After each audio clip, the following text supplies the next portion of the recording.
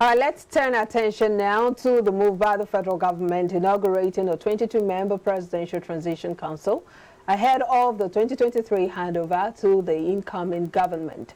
The committee, chaired by the Secretary to the Government of the Federation, SGF Boss Mustafa, as head of the Civil Service of the Federation, Solicitor General of the Federation, and Permanent Secretary, Federal Ministry of Justice as members. In his remark, Mr. Mustafa said President Buhari, in furtherance of his commitment to allow a fair and credible electoral process and handover of power to the next president of Nigeria, signed Executive Order Number 14 of 2023. According to him, the order is on the facilitation and management of presidential transitions, which provides the legal framework for a seamless transition of power from one administration to another. Now, for further analysis, Nelson Ekujimi, Public Affairs Analyst, joins us now. Thank you for joining us. Good morning, Mr. Ekujimi. Good morning. Thank you for having me.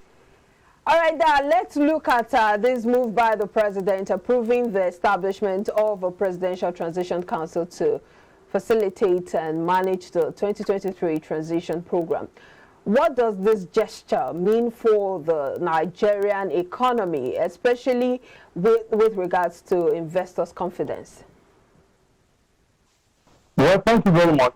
Unlike what happened in 2015, when the then incoming government never had this type of opportunity because there was no handover note, there was no transition, committee or council by the then outgoing government after it had lost the elections in February 2015. What the president administration is trying to do is to pass a message that it is putting its house in order, ensuring that all the eyes and T's with regards to its activities in the last 8 years have been documented, such that the incoming government will have something to look at and to start their program, even though when they come in they have to wait. But when you already issue in a document form, it makes it easier for you to know where to look at from, because this, as an incoming government, before you assume.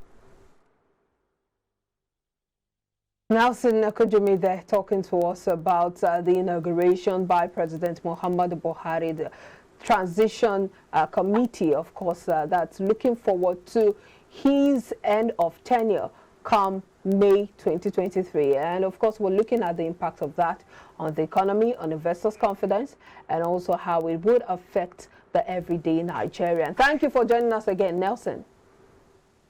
Thank you for having me. Pleasure. Yeah, go ahead, please. Yes, I said it will afford the incoming administration to have a document between. Indeed, talking about the impact it will have on the incoming administration, they would have something to work with. I'm sure that's the point Nelson is trying to make, looking at the fact that they now have a document to look at, unlike the past administration where there wasn't any transition committee. But of course, this would have some positive, and maybe we would be looking at how it would also impact on the businesses in the country. Thank you for joining us again. Nelson, are you with us? All right. Well, let's also look at how this whole, arrangement by this administration, how it would be, especially as a lot of people have described it as the president leaving a legacy behind for the country. The Buhari administration has been one of the, well, we know that every administration has received its criticisms, but this administration has had a lot of setbacks, especially when it comes to building the economy. But some people have described this move by the president as a move to leave a legacy behind. What legacy do you think President Muhammadu Buhari is leaving behind by taking the step? Well, it will be leaving a legacy of an administration that is conscious of its record in history. And what the government will be doing with this transition committee is to document what it has achieved, as well as point out areas where it feels the incoming administration can build on. So whether you like it or not, life is a mixed bag of good, bad, and ugly. So it is not unnatural for you to have your pitchfork, except you are not a human being. It's only God that can do things to perfection. So an administration, like we always are sad, is people are human beings. And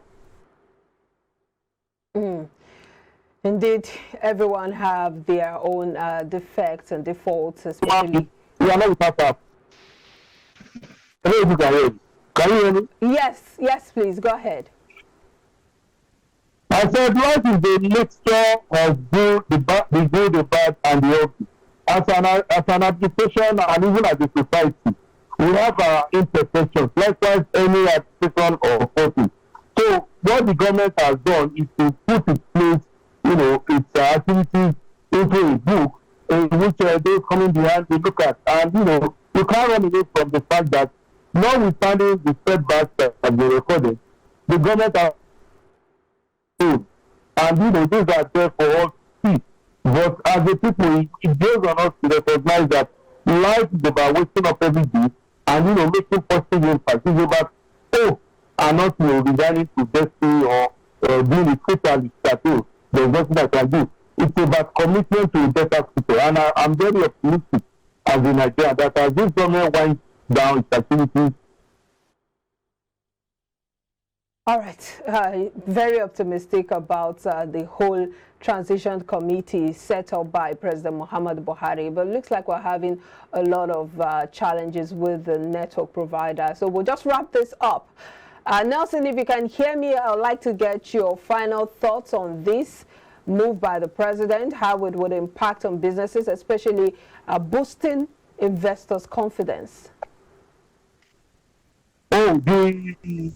The impact of this on investor confidence cannot be verified. It shows clearly that Nigeria is going the line of global practices. Like in every application or in any business, when you are exiting, it builds on you to prepare your handover note to your successor, so that the transition will be seamless. The transition will be such that your successor can know where to take off from. So the impact of this transition committee is a welcome development. It will translate us in positive light, not only internally but as well as to the international community, that Nigeria is the people who are serious about governance. And like we all know, governance is. All right, thank you so much, Nelson Ekujumi, Public Affairs Analyst, for your in-depth contribution to the show this morning.